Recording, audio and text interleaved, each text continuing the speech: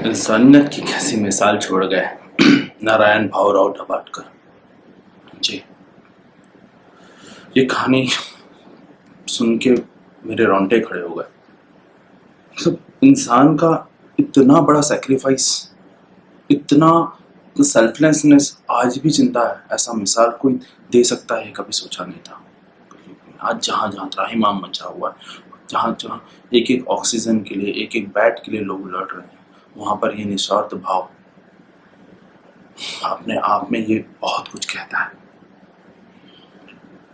नारायण जी ने देखा कि एक लेडी थी वहाँ पर कि जिसके पति हस्बैंड जो हैं वो 40 साल के हैं और वो डॉक्टरों से भीख मांग रही थी। मतलब she was trying what ever she can do just for a bad for it. और उन्होंने देखा कि मैं 85 साल का हूँ और ये 40 साल का है, इसके भी बच्चे हैं। भले मेरी बेटी ने बड़े जुगाड़ करके बहुत जन्नत से ये बैट मेरे लिए लाया है, लेकिन मेरी जिंदगी से ज्यादा कीमती जीवन कोई और है, किसी और का है। और वो घर चले गए। उसके बाद 3 दिन बाद उनका स्वर्गवास हो गया।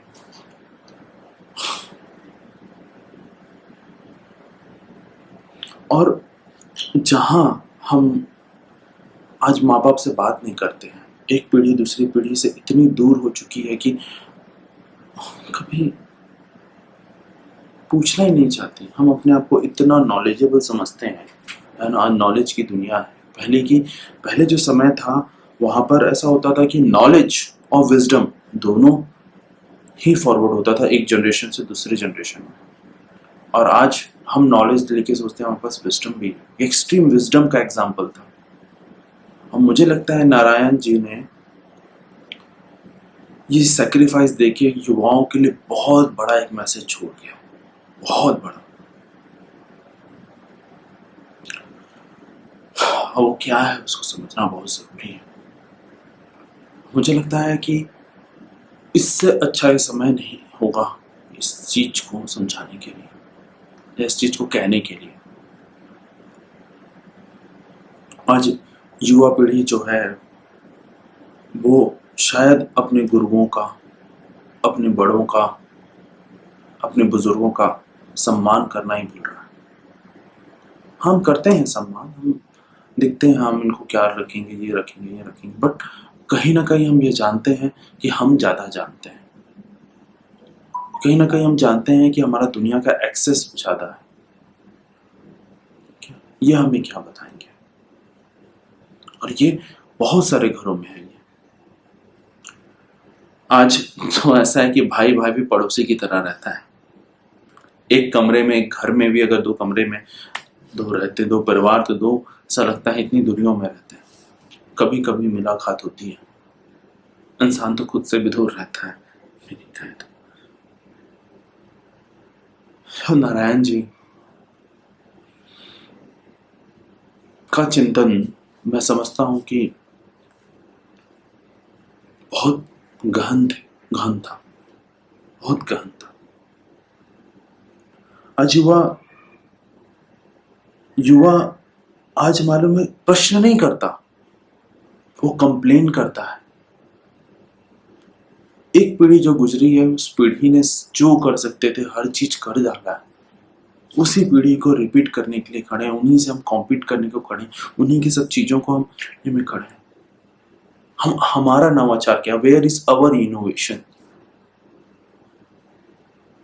हम सरकार से डिमांड करते हैं नौकरियां कहाँ हैं, हम ये करते हैं। आज भारतवर्ष में आज हम जिस स्थिति पे हैं, हम ऐसे अपॉर्चुनिटी में बैठे हुए हैं जहां पर युवा शक्ति सच में अगर उपयोग हो तो बहुत कुछ कर सकती है।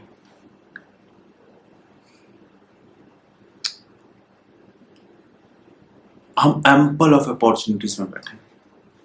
मेरे अभी बहुत सारे ट्रेनिंग प्रोग्राम्स में फॉरेनर्स से भी बात होती है। मुझे यूके में हो रहा है, सिंगापुर में बात हो रही है ना। वहां से लोगों में एक्सेस कर रहे हैं, तो they are singing out how the Indian market are going and what are the opportunities are there, और यहाँ पर क्या क्या चीजें हो सकती हैं। एंड पूरी दुनिया का नजर आज के डेट में भारत में है। ऐसी तो नहीं होगा, वो तो डेवलप कंट्रीज है, कुछ तो यहाँ देख रहे होंगे। ये कोई मोदी जी वाली बात नहीं है। ये जब मैं पर्सनली जब बात करता हूँ मैं कह रहा हूँ। आने वाले 5 इयर्स में उनका प्रोजेक्शंस है कि इस पर्टिकुलर सेक्टर पे ये हो जाएगा, इस पर्टिकुलर सेक्टर्स पे ये हो जाएगा, यहाँ पर ये हो जाएगा, और वो आ रहे हैं, उस तैयारी के साथ आ रहे हैं। And where are our innovations? हम क्या तैयार हैं? एक बहुत बड़ा वर्ग है जो सरकारी नौकरी के चक्कर में अपने जीवन का 5 साल 8 साल पूरी जवानी का ये पूरा चला जाता है।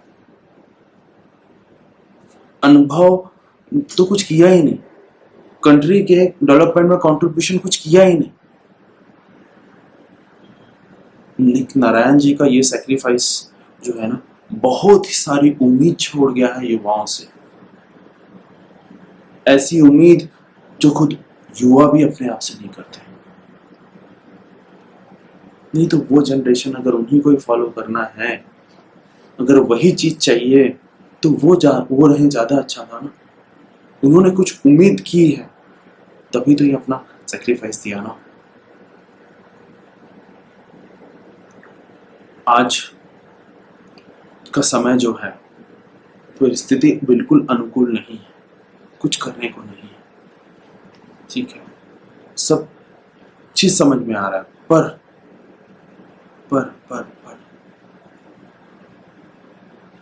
एक चीज तो हम कर सकते हैं ना।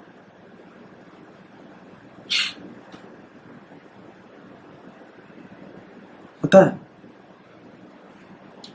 और ये बहुत गहरी बात है जो मैं कहने जा रहा हूं। आज इंफॉर्मेशन का टाइम है और हम बस जो चीज जानना चाहा हम जान लिए, जिससे कनेक्ट होना चाहे कर लिया हमने। नॉलेज तो हमें पूरी तरह से मिल जाएगा। तो आज करने में क्या देरी है? फिर क्या चीज रुक रही है? ठीक है, आपको जो करना है, आपको लोन लेना है, आपको कुछ प्रोजेक्ट बनाना है, आपको ये करना है, हर चीज आज अवेलेबल है आपके 1 सेकेंड के खोजने में। आप किसी से भी कनेक्ट हो सकते हैं, आधे घंटे की चीज़ों में आप सारा चीज़ अपना लाइन में तैयार कर सकते हैं। बट फिर भी ऐसा क्यों है कि मालूम है, फिर भी हम कहीं और देख रहे हैं। ऐसा क्या चीज़ है? ऐसी क्या चीज़ मिसिंग है? पता है आपको क्या चीज़ मिसिंग है? नॉलेज पढ़ाई से आ सकती है, लेकिन विजडम जो है वो सिर्फ और सिर्फ समय के साथ बढ़ने से आता है, एक्सपीरियंस से आता है। और ये जो पीढ़ी जो हमसे बड़ी जो बैठी है, उनके पास विजडम का भंडार है, और हमारे पास नॉलेज और एनर्जी का भंडार है। और नॉलेज और एनर्जी दोनों एक ऐसी तलवार है, उसका यूज और दुरुपयोग दोनों हो सकता है। इसको वाइजली यूज करने के लिए विजडम चाहिए, और विजडम उस पीढ़ी के पास है। और उस पीढ़ी तक, जब तक ये पीढ़ी जाके नहीं मिलेगी, है ना, तब तक उस चीज समझ में नहीं आएगी। ये देश क्या लगता है बढ़ पाएगा? जिस माहौल में है, कुछ नहीं कर सकता है देश। लेकिन नारायण जी ने जो किया, उससे एक उम्मीद जग गई। आज हम कहते हैं कि हमारे बुजुर्ग हमारे लिए क्या कर सकते हैं, तो क्या किया? मैं खुद कभी कभी कह देता, क्या किया आपने? ये तो सब करते हैं। आज वो करके दिखाओ जो उतना भी उन्होंने करके गए, उतना वो करके गए। उम्मीद आज बांधने की जरूरत है, खुद से उम्मीद बांधने की जरूरत है। आज चल के उनके पास जाने की जरूरत है, उनके अनुभव को सीखने की जरूरत है, अपने नॉलेज और अपने ताकत को, अपनी एनर्जी को उनके साथ मैच करने की जरूरत है, और मैच करके आगे बढ़ने की जरूरत है। तब ये देश प्रगति करेगा। और नारायण जी ने ये उम्मीद जता दी, ये उम्मीद दिखा दी। खैर, वो बुजुर्ग थे, विजडम था उनके पास। हो सकता है कोई समझे कि एक बहुत सारी चीजें सोची जा सकती हैं, बट इस पर्टिकुलर इंसिडेंट से तो मुझे यही चीज समझ में आई कि वो एक नई युवा पीढ़ी को बहुत बड़ा संदेश दे गए हैं, एक बहुत बड़ी उम्मीद दे गए हैं, और ये रिस्पॉन्सिबिलिटी इस बार तो एक नई पीढ़ी को लेना ही पड़ेगा। बस यही मैं कहना चाहूँगा। मेरा नाम हिमांशु शाह है and I am a career strategist and mindset coach. और ये बात मेरे जहन में अचानक से ही आ गई, पता नहीं कैसे। बस यही कहना चाहूँगा। उम्मीद करता हूँ आप सब घर में सुरक्षित हैं और सुरक्षित रहें। ये समय भी कट जाएगा, ये पल भी कट जाएगा, फिर एक दिन सूरज फिर से चमचमाएगा और एक दिन फिर हम फिर से हंसेंगे, फिर से मिलेंगे, फिर से खिलखिलाएंगे। जय हिंद, जय भारत।